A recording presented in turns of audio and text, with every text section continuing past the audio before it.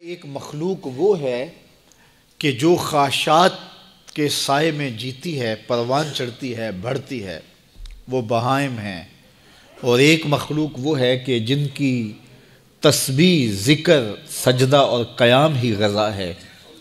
اور یہ تیسری مخلوق حضرت انسان ہے کہ اب یہ اس دوراہے پہ کھڑی ہے، چاہے لڑک کے ادھر چلی جائے، چاہے پرواز کرے تو فرشتوں سے بھی آگے گزر جائے۔ اب یہ اس کا اختیار ہے۔ حضرت انسان اللہ کی تخلیق کا شاہکار ہے، تو وہ لڑک کے چوپایوں جیسے کام کرے تو پھر چوپایا تو وہ ہوا ہی ہوا، لیکن فرمایا بل ہم عدل، بلکہ چوپایوں سے بھی گزر گیا ہے، اس لیے کہ چوپائے کے پاس تو تھا ہی وہ جو اس نے کیا، اور اس کے پاس چراغ علم بھی تھا، جگمگاتی راہیں بھی تھی، جنت کے راستے بھی تھے۔ یہ آسمان کی طرف پرواز کرنے کی بجائے زمین کی طرف لڑک گیا تو یہ چوپایوں سے بھی بدتر ہے۔ اور اگر یہ دوسرا راستہ جو کہکشاؤں سے بھرا ہوا راستہ ہے، نور و نکہت سے سجا ہوا راستہ ہے، اس خیر کی راہ پہ گامزن ہوتا ہے تو پھر فرشتے بھی اس کی قسمت پہ رش کرتے ہیں، پھر فرشتوں سے بھی آگے گزر جاتا ہے۔ یہ اللہ تعالیٰ نے ہر طرح سے راہیں اس کے لیے اجال دی ہیں، فطرتاً بھی اور انبیاء اور رسل کے ذریعے بھی، کتب کے ذریعے بھی، صحیفوں کے ذریعے بھی، مصلحین کے ذریعے سے، عقل و فہم جو دیا گیا اس کے ذریعے سے۔ یعنی انسان کے لیے کوئی شک والی بات نہیں کہ اسے پتہ نہ ہو کہ یہ راستہ خیر کا ہے اور یہ راستہ شر کا ہے، یہ اس کو اچھی طرح آگہی دی گئی۔ جب کوئی چوری کرنے لگتا ہے، دیوار پھلانگتا ہے، اس کا دل دھڑکتا ہے، یہ اللہ تعالیٰ کی طرف سے وارننگ ہوتی ہے کہ تو غلط کام کرنے جا رہے ہیں۔ جب کوئی ڈاکہ مارنے لگتا ہے، ناکہ لگا کسی کو روکتا ہے، تو اس کا دل ڈرتا ہے کہ تو جرم کر رہا ہے۔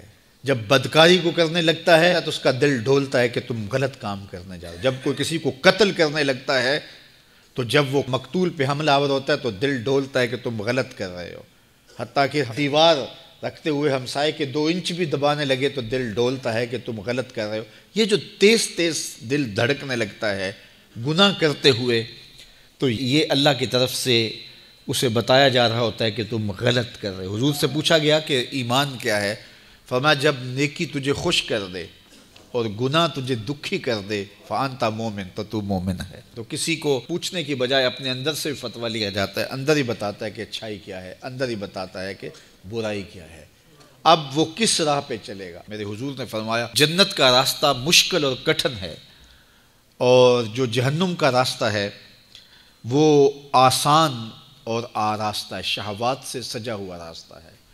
اب تمہیں پتہ ہے کہ انجام کیا ہے اور تمہیں اختیار دیا گیا ہے۔ بعض لوگ اختیار کو اللہ کی رضا سمجھ لیتے ہیں، تو یہ بات جانیے کہ اللہ کی رضا میں اور اس کی مشیت میں بڑا فرق ہے۔ بعض لوگوں کی رسی اللہ نے دراز کی ہوتی ہے تو لوگ کہتے ہیں اللہ راضی نہیں ہے تو ایسا کیوں ہے؟ یہ کون سی کہانی ہوئی؟ ظالم جابر لوگ تختوں پہ بیٹھ جاتے ہیں، مختلف حکومتیں سنبھال لیتے ہیں اور خلق خدا کی ناک میں دم کر دیتے ہیں، لوگ کہتے ہیں اللہ راضی نہیں ہے تو ایسا کیوں ہے؟ یہ کون سی بات ہوئی؟ تو یہ ہمارا ایک خود ساختہ کہا ہوا جملہ ہے۔ حقیقت میں کیا ہے کہ اللہ کی رضا اور ہے، اللہ کی مشیت اور ہے۔ یہ اللہ نے ہاتھ دیے ہیں، اللہ کی رضا یہ ہے کہ ان ہاتھوں سے اچھے کام کیے جائیں۔ آنکھیں دی ہیں تو ان آنکھوں سے قرآن مجید کی تلاوت کی جائے، اللہ کی قدرت کی نشانیاں دیکھی جائیں، لیکن ان آنکھوں کو شہوات سے بھر دیا جائے، ان ہاتھوں کو ظلم سے بھر دیا جائے تو اللہ روکتا نہیں ہے۔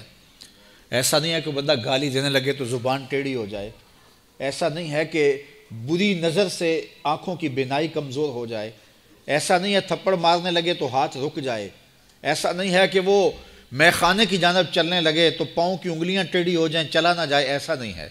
یہ اللہ کی مشیت ہے۔ اس نے قدموں میں طاقت رکھ دی، جدھر جانا چاہیں جائیں، اس نے اختیار بھی دیا ہے، لیکن یہ اس کا دیا گیا اختیار ہے، یہ اس کی مشیت ہے، لیکن اس کی رضا یہ ہے کہ یہ قدم اٹھیں تو مسجد کی جانب جائیں، یہ قدم اٹھے تو دکھیے کی مدد کے لیے جائیں، رزق حلال کمانے نکلیں، یہ زبان بولے تو قرآن کی تلاوت کرے، یہ لب کھلیں تو احادیث رسول کے نغمے ہوں، خیر خواہی کے کلمات ہوں، مخلوق خدا کی بہتری کی بات ہو۔ لیکن اگر کوئی گالی گلوچ دینے لگ جائے تو اس سے اللہ کی رضا نہیں۔ اللہ نے اعضاء بنا دیے اور اللہ نے انسان کو خیر و شر کی تمیز دے دی، اچھائی اور برائی کا پتہ دے دیا، اب اس کی مرضی ہے کہ وہ کدھر نکلتا ہے۔